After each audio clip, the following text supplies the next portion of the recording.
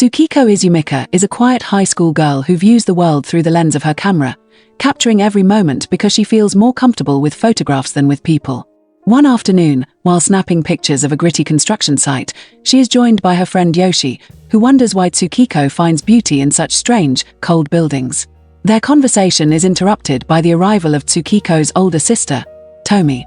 Tomie is impossibly beautiful, a girl who draws every eye, and she is walking with Toshio, the boy Tsukiko secretly loves. The air grows thick with tension as Tomie, sensing her sister's crush, mockingly calls Tsukiko over to take their photo together. As Tsukiko snaps away, Tomie whispers a chilling warning. She knows Tsukiko is jealous, and that jealousy will lead to trouble. Suddenly, the world turns into a nightmare. A massive steel bar breaks loose from the construction high above and plunges downward like a spear, piercing Tomie's neck with a horrific crunch.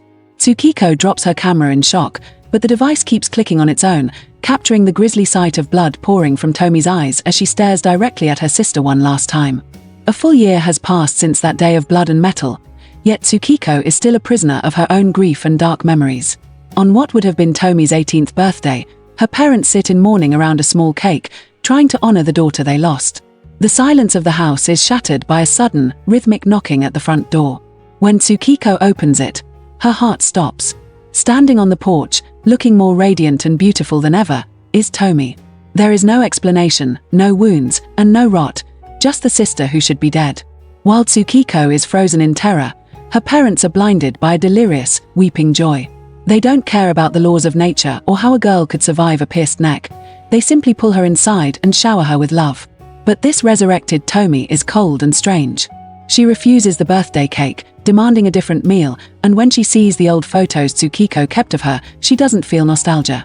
Instead, she punches and shatters the frames, signaling that the sister who returned is not the same girl who died.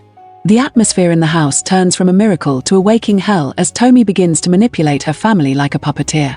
Tsukiko watches in horror as her father starts acting like a stranger, obsessively smelling Tsukiko's hair and behaving as if he is under a dark spell. Outside, her mother begins burning all of Tsukiko's precious photos because Tomie ordered her to destroy them. When Tsukiko tries to save her memories, a struggle breaks out, and Tomie is accidentally pushed against a wall. The reaction is immediate and violent. Their father, driven by a manic need to protect the new Tomie, grabs a phone cord and brutally whips Tsukiko as punishment. Later, while Tsukiko is cleaning her wounds in the bath, Tomie appears and kisses her, only to reveal the true horror. She pulls back her hair to show a pulsating, deformed wound on her neck, a wound that has developed its own face and begins to speak in a raspy, demonic voice. Terrified, Tsukiko screams that her sister is a monster, but her parents refuse to listen. In a final burst of madness, when Tomie threatens to leave the house, their father stabs her from behind to keep her there forever, leading to a gruesome scene where the parents begin to dismember her body in the bathroom while her eyes continue to blink and watch them. The horror follows Tsukiko to school the next day, proving that Tomie cannot be contained by walls or butcher knives. As Tsukiko sits in class, exhausted and trembling, the teacher introduces a new transfer student, and the room goes cold. It is Tomie, appearing once again as if she had never been killed the night before. No one else seems to notice the impossibility of her presence. To the rest of the world, she is just a beautiful new girl. At lunch, the nightmare becomes physical. When Tsukiko opens her bento box, she doesn't find food. Instead, the rice is moving with tiny, sprouting Tomie heads, their miniature eyes blinking up at her. In a fit of revulsion, she throws the lunch into the trash and flees. Her friend Yoshi, curious about the noise, looks into the bin and finds the miniature faces growing in the waste. Before she can scream, long, muscular tongues lunge out from the tiny mouths, wrapping around Yoshi's throat and strangling her to death in the middle of the schoolyard. Meanwhile, back at the house, Tomie's severed head rises from the trash bin, whispering to her father that she needs to eat her mother to fully regrow her body. The school transforms into a labyrinth of gore and madness as the Tomie infection spreads through everyone Tsukiko knows. She finds her crush, Toshio, but he is no longer himself. He is completely possessed by Tomie, ignoring Tsukiko and treating her like a stranger. While hiding in a photography studio, Tsukiko is cornered by Yoshi. However, Yoshi is no longer human. An extra, deformed Tomie face has sprouted from her shoulder, twitching and lashing out with a long, wet tongue. Tsukiko runs through the halls, passing the judo club where the members have been driven insane by the supernatural presence.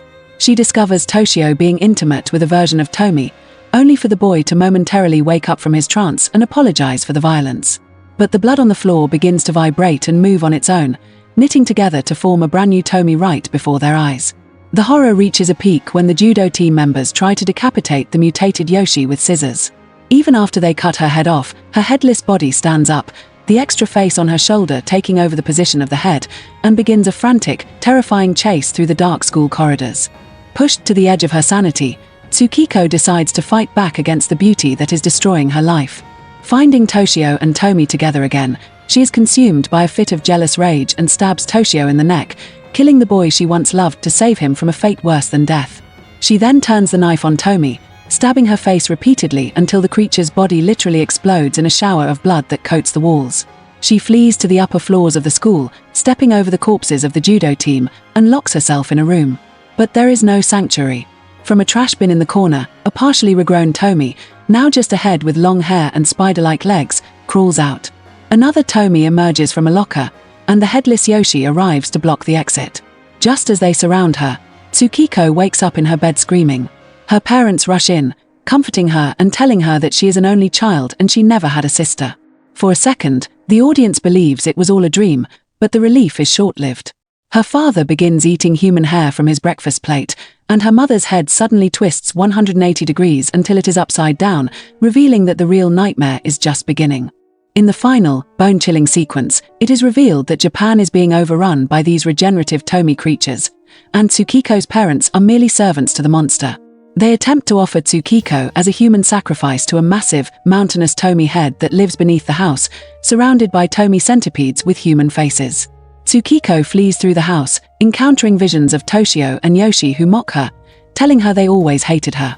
Realizing there is no escape and no one left to love her, Tsukiko stops running. She reaches a dark reconciliation with the giant Tomie head, accepting her fate as the centipedes crawl over her body. The movie ends with Tsukiko walking the streets of the city, now a Tomie herself, seeing the same mole and the same beautiful, murderous eyes in every woman she passes. She lures a man back to an apartment where he kills her in a fit of passion, but as she lies dying, she looks into a mirror. Her reflection is the sister from the construction site, who asks with a sadistic grin if she is finally happy. Tsukiko doesn't scream. She lets out a dark, haunting laugh as she realizes she is now part of the eternal, bloody cycle of the monster.